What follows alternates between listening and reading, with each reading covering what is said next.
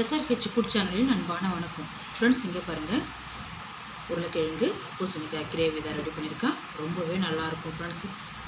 சப்பாத்திக்கு ரொம்ப சூப்பராக இருக்கும் ஃப்ரெண்ட்ஸ். சப்பாத்தி பூரிக்கு ரொம்ப சூப்பராக இருக்கும் ஃப்ரெண்ட்ஸ். வாங்க ஃப்ரெண்ட்ஸ், வீடியோக்குள்ளே போகலாம். சின்ன துண்டு இஞ்சி, 4-5 பூண்டு, 2 பச்சை மிளகாய், இதெல்லாம் நல்லா கொஞ்சம் குறைப்பாக அரைச்சிடலாம் ஃப்ரெண்ட்ஸ். இங்கே பாருங்கள், இந்த அளவுக்கு அரைச்சிக்கிட்டால் போதும். பாத்திரத்துக்கு மாற்றிக்கலாம் ஃப்ரெண்ட்ஸ். இங்கே பாருங்கள், பாத்திரம் வச்சுருக்கேன். 4 டீஸ்பூன் எண்ணெய் விட்டுருக்கேன். ஜீரகம் 1/4 ஸ்பூன், சோம்பு 1/4 டீஸ்பூன், கடுகு உளுத்தம் பருப்பு 1/4 டீஸ்பூன். நல்லா புரிஞ்ச பிறகு ஒரே ஒரு உருளைக்கிழங்கு தோல் நீக்கி வச்சுருக்கேன், அப்படியே சேர்த்துருங்க. நல்லா ஒரு 2 நிமிஷம் நல்லா வதங்கட்டும். இது பாருங்கள், நல்லா வதங்கியிருக்கு. ஒரு நீள்வாட்டத்தில் ஒரு துண்டு பூசணிக்காய் தோல் நீக்கி எடுத்துருக்கேன், அப்படியே அதுவும் சேர்த்து வதக்கிடலாம். இங்கே பாருங்கள், அது கூடவே பீன்ஸு ஒரு 5-6 பொடிசாக கட் பண்ணியிருக்கேன். உருளைக்கிழங்கு நீள்வாட்டத்துலேயும் பூசணிக்காயும் பீன்ஸு மட்டும் சின்னதாக கட் பண்ணியிருக்கேன். ஒரு 2 நிமிஷம் நல்லா வதங்கட்டும். இங்கே பாருங்கள், நல்லா வதங்கியிருக்கு. இந்த டைமில் 1/4 டீஸ்பூன் மஞ்சள், இஞ்சி, பூண்டு, பச்சை மிளகாய் எல்லாமே சேர்த்து இன்னும் ஒரு 2 நிமிஷம் வதக்கி விடுங்க. இங்கே பாருங்கள், 1 டீஸ்பூன் காரம் மிளகாய் தூள், கரம் மசாலா ஒரு 1/4 டீஸ்பூன் சேர்த்துங்க. நல்லா கலந்து விடுங்க. இந்த ஜாரில் இருக்க தண்ணி, இஞ்சி பூண்டு நல்லா கலந்து விடுங்க.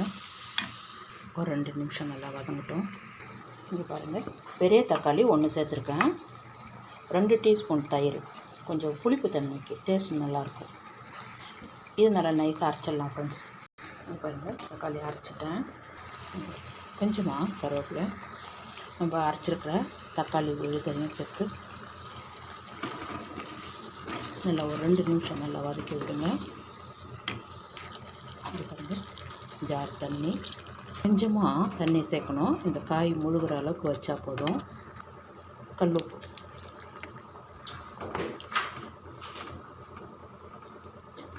தண்ணி காய் முழுகிற அளவுக்கு வச்சுக்கிட்டால் போதும். அப்படியே மூடி வைங்க ஒரு 10 நிமிஷம் ஃப்ரெண்ட்ஸ். இங்கே பாருங்கள், ரெடி ஆகிடுது. கொத்தமல்லி, 2 கருவேப்பிலை நல்லா கலந்து விடுங்க. சப்பாத்திக்கு ரொம்பவே சூப்பராக இருக்கும் ஃப்ரெண்ட்ஸ். இங்கே உருளைக்கிழங்கெல்லாம் வெந்திருக்கு. நல்லா லைட்டாக ப்ரெஸ் பண்ணி பாருங்கள், ரொம்பவே நல்லாயிருக்கும் ஃப்ரெண்ட்ஸ்.